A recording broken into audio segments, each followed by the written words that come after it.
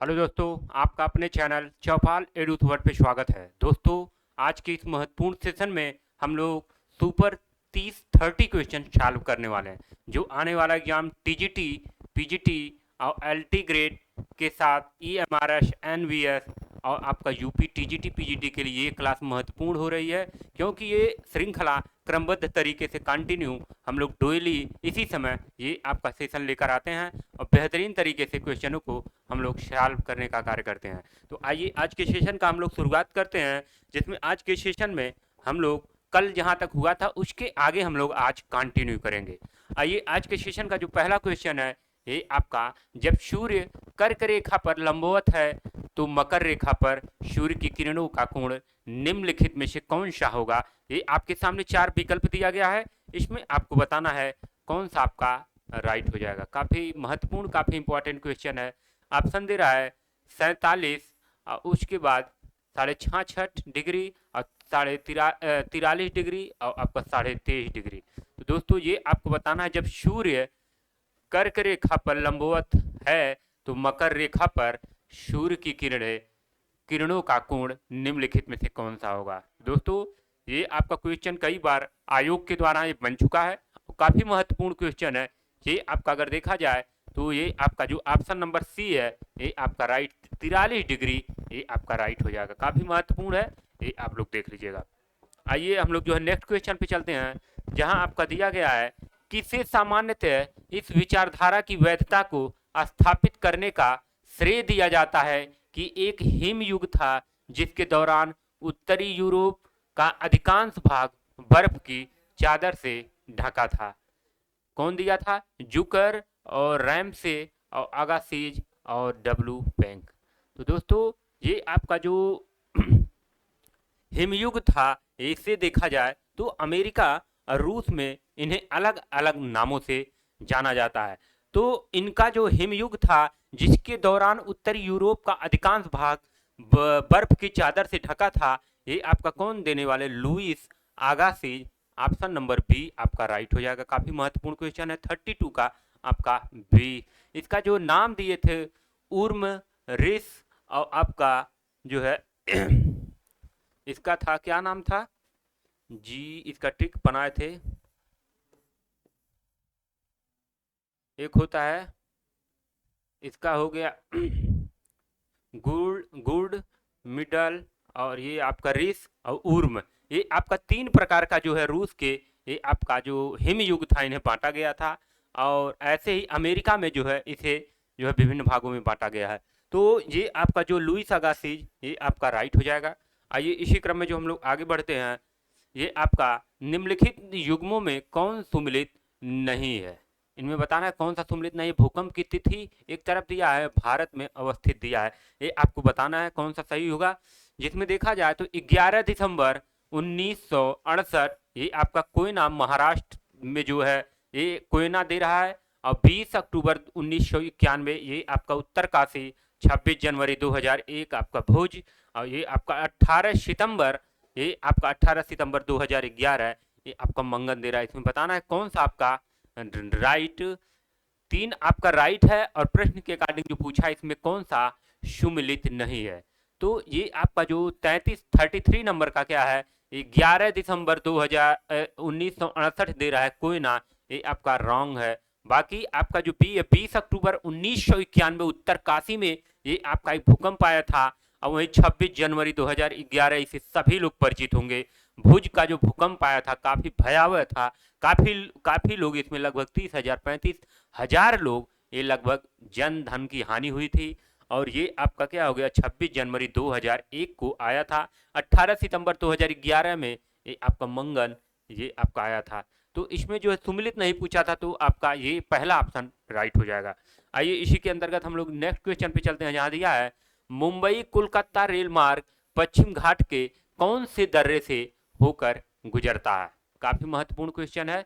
भोर घाट, पाल घाट, थाल घाट, शेनकुट्टा और ये आपका पाल घाट है। 34 का आपको बताना है कौन सा हो जाएगा। तो मुंबई और कोलकाता को देखा जाए तो आपका थाल घाट, ये आपका क्या करता है, ये आपका होकर, दर्रे से होकर, ये आपका पश्चिमी घाट के दौरान, पश्चिमी घाट के कौन से दर्रे से होकर गुजरता है? तो ये इन चारों में थाल घाट, ये आपका राइट हो जाएगा। आइए नेक्स्ट क्वेश्चन पे चलते हैं, जहां आपका कूट वाला ये प्रश्न है, सूची वाला। ये आपका सूची फर्स्ट और सूची सेकंड, एक तरफ भाषा दिया गया है और एक तरफ भाषा परिवार दिया गया है। एक तरफ आपका क्या दिया गया? भाषा परिवार। आइए इसे हम लोग सॉल्व करते हैं। 35 नंबर का अगर देखा जाए तो आपका क्या हो जाएगा? 35 नंबर में देखा जाए तो भील का क्या हो जाएगा? भील का इंडो आर्यन, ये इनका क्या होता है?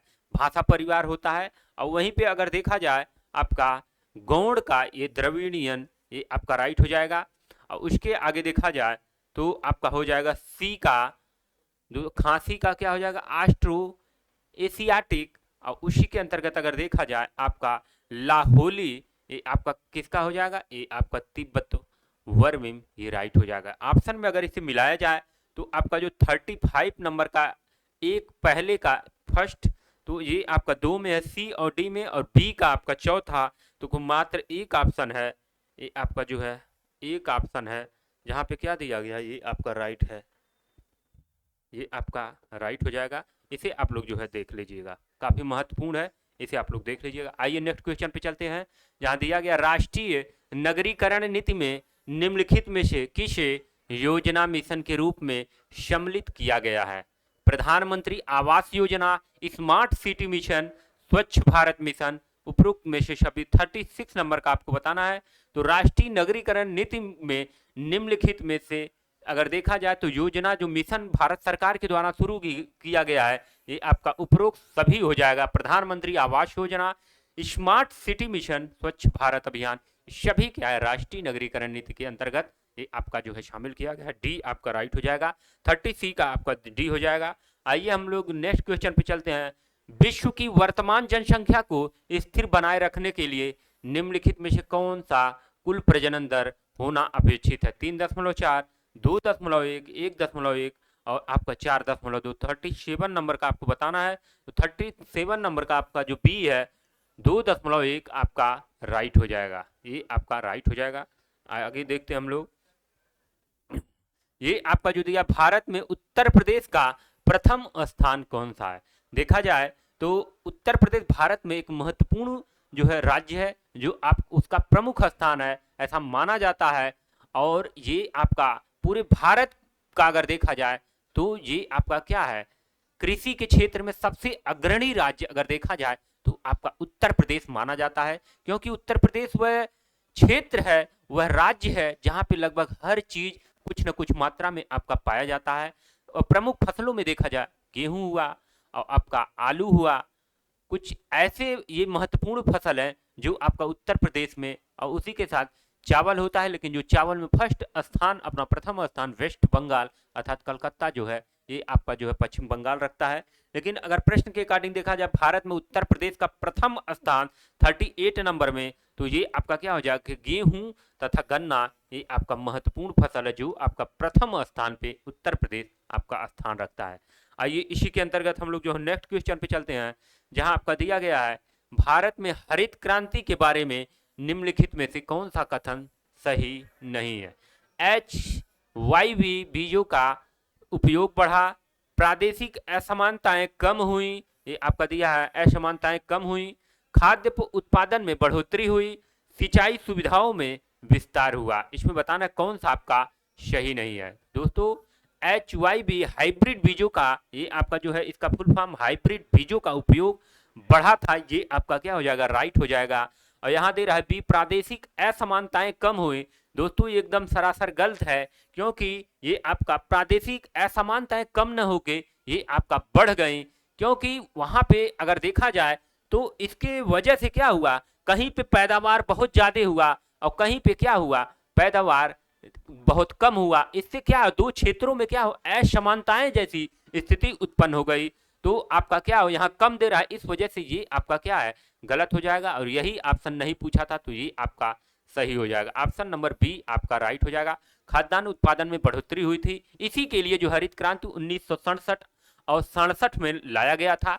जब भारत आजाद हुआ तो उस समय महसूस किया गया कि आपका भारत के पास सबसे जो बड़ी समस्या बनी हुई थी वो खाद्यान्न की बनी थी। उसी को ध्यान में रखकर जो विभिन्न अर्थशास्त्रियों का एक टीम बैठा, वहां पे निर्णय लिया गया कि ये आपका क्या है, कुछ ऐसा उपाय किया जाए, कुछ विशेष फसलों पर जो है ऐसा जो है कुछ लाया जाए जिससे क्या हो, उसका उत्पादन क्षमता बहुत कम समय में बढ़ सके। तो उसी को ध्यान में रखकर हरित क्रांति का जो है शुरुआत 1966 और 67 का वह दौर था जब भारत में हरित क्रांति की शुरुआत एम.एस. स्वामीनाथन के द्वारा माना जाता है।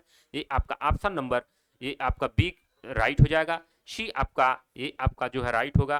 सिंचाई सुविधाओं में विस्तार हुआ था, ये भी राइट हो जाएगा, लेकिन इस प्रश्न में नहीं बताना था, ऑप्शन नंबर बी आपका राइट हो जाएगा। आइए नेक्स्ट क्वेश्चन पे चलते हैं, जहां दिया है लाल इमली का संबंध किस उद्योग से है। सूती वस्त्र, कागज उद्योग, जूट उद्योग और आपका ऊनी वस्त्र, इसमें बताना है। कई बार ये क्वेश्चन बना है, काफी इंपॉर्टेंट है। ऊनी वस्त्र में जो है लाल इमली का संबंध किस उद्योग से है, ये आपका ऊनी वस्त्र, याद रखिएगा, काफी महत्वपूर्ण है। ये आपका देखा जाए तो एल्युमिनियम एक क्या है, बहुत हल्की धातु है। ऑप्शन नंबर बी आपका राइट हो जाएगा। आइए हम लोग नेक्स्ट क्वेश्चन पे चलते हैं, जहां आपका दिया गया है निम्नलिखित में से कौन सा संभाव्य संसाधन भारत में अधिक विकसित नहीं है। पवन ऊर्जा, ज्वारीय ऊर्जा, सौर ऊर्जा और भूमिगत जल ऊर्जा। तो इनमें देखा जाए 42 नंबर में अगर देखा जाए तो ये आपका जो है भूमिगत जल ऊर्जा से जो है ये आपका क्या है, जो है संभाव्य संसाधन भारत में अधिक विकसित नहीं है। ये आपका ऑप्शन नंबर डी राइट हो जाएगा। आइए हम लोग जो है नेक्स्ट क्वेश्चन पे चलते हैं, जहां आपका दिया गया है ये आपका मिलान वाला है।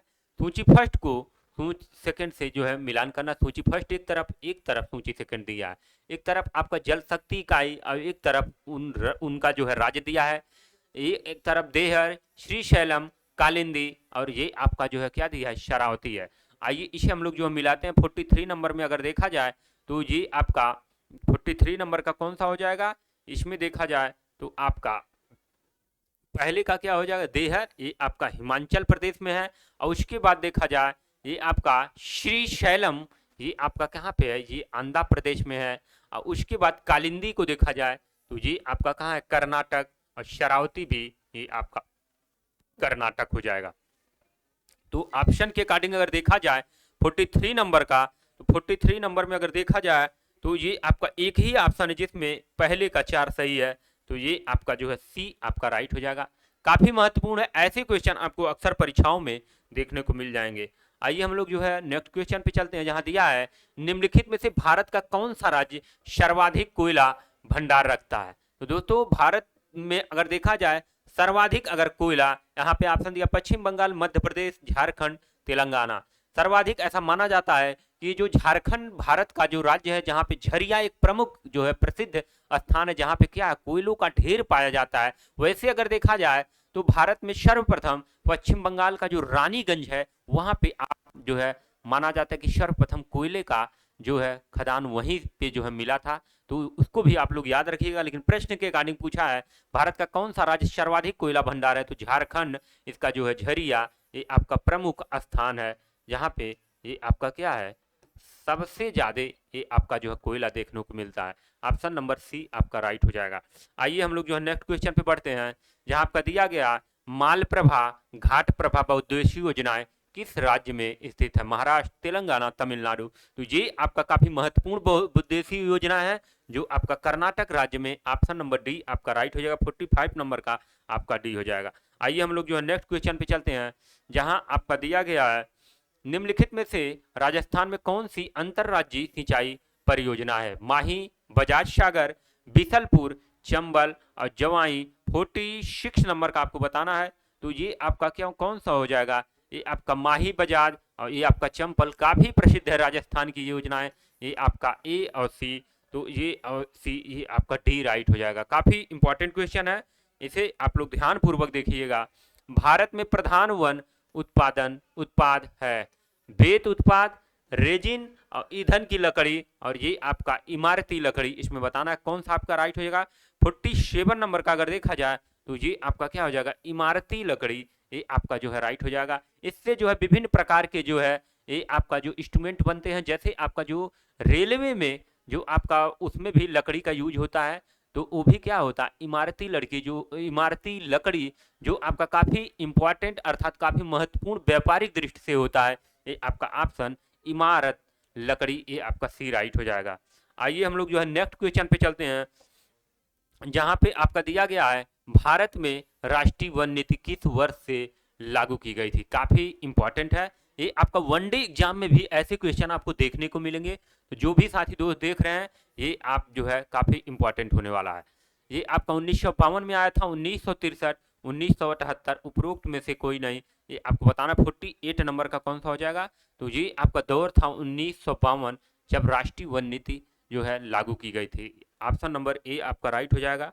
आइए हम लोग जो है नेक्स्ट क्वेश्चन पे चलते हैं, जहाँ दिया है शिलांग में घरेलू जल की जरूरतों का निम्नलिखित प्रतिशतों में से कौन सा छत पर से जल संचयन द्वारा पूरा किया जाता है। तो देखा जाए ये आपका जो है छतों पर आजकल क्या है, आजकल जो है विभिन्न राज्यों में जल की जहाँ पे समस्या हो रही है, जैसे आपका तमिलनाडु पे गवर्नमेंट वहाँ पे लाई है कि छतों पे जो आपका वर्षा का पानी होगा उसको इकट्ठा करके और उसको जो है ऊपर ही जो टैंक बना के उसका यूज किया जा रहा है। वैसे ही आपका राजस्थान में भी उसका जो है क्या है, जलो जो बरसात होता है उन्हें जो है नीचे एक जो है आरसीसी सीमेंट द्वारा बनाया होता है, वहां पे पानी इकट्ठा किया जाता है, उसको जो है गर्मियों में उसका जो है यूज किया जाता है। तो ये आपका जो योजनाएं हैं जो विभिन्न राज्य सरकारों के द्वारा लागू की गई है, पानी की कमी को ध्यान में रखकर ये सब योजनाएं आपका लागू की जाती हैं। तो इसमें अगर ऑप्शन में देखा जाए लगभग 15% से 25% ये आपका छत पर से जल संचयन द्वारा पूरा किया जाता है। ये आपका ऑप्शन सी राइट हो जाएगा, ध्यान रखिएगा।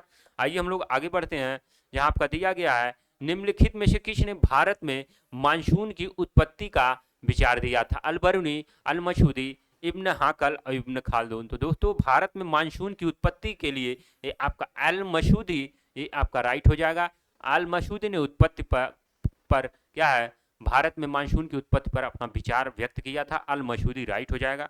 आइए इसी में हम लोग जो है नेक्स्ट बढ़ते हैं, जहां आपका दिया गया है भारत की पर्वतीय जलवायु के बारे में निम्नलिखित में से कौन सा कथन सही नहीं है। ये आपका 51 नंबर का बताना है कौन सा सही नहीं है। ये आपका सूर्य की अभिमुख और विमुख ढालों के तापमान में भारी अंतर है, दिन के तापमान का प्रसार रेंज अधिक होता है, वर्षा की अनिश्चितता जिसमें सूखा पड़ने और जो है फसल खराब होने की संभावना होती है, उच्च तापमान के साथ साथ आर्द्रता। ये आपका 4 ऑप्शन आपके सामने दिया गया है, ये आपका 4 इसमें बताना है कौन सा राइट हो जाएगा। तो दोस्तों ये आपका जो है ए और सी ऑप्शन क्या हो जाएगा, ये सही नहीं है। सूर्य की अभिमुख और विमुख ढालों के तापमान में भारी अंतर होता है, ये आपका गलत हो जाएगा। वर्षा की अनिश्चितता जिसमें सूखा पड़ने और फसल खराब होने की संभावना होती है, ये भी आपका गलत हो जाएगा।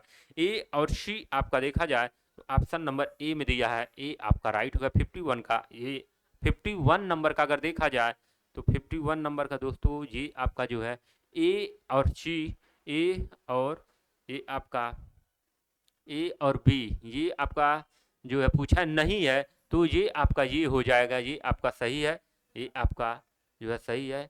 ये ए और सी देखा जाए तो कहाँ पे ए और बी 51 नंबर का अगर देखा जाए तो ये आपका ऑप्शन नंबर सी में दिया है, ये आपका राइट हो जाएगा।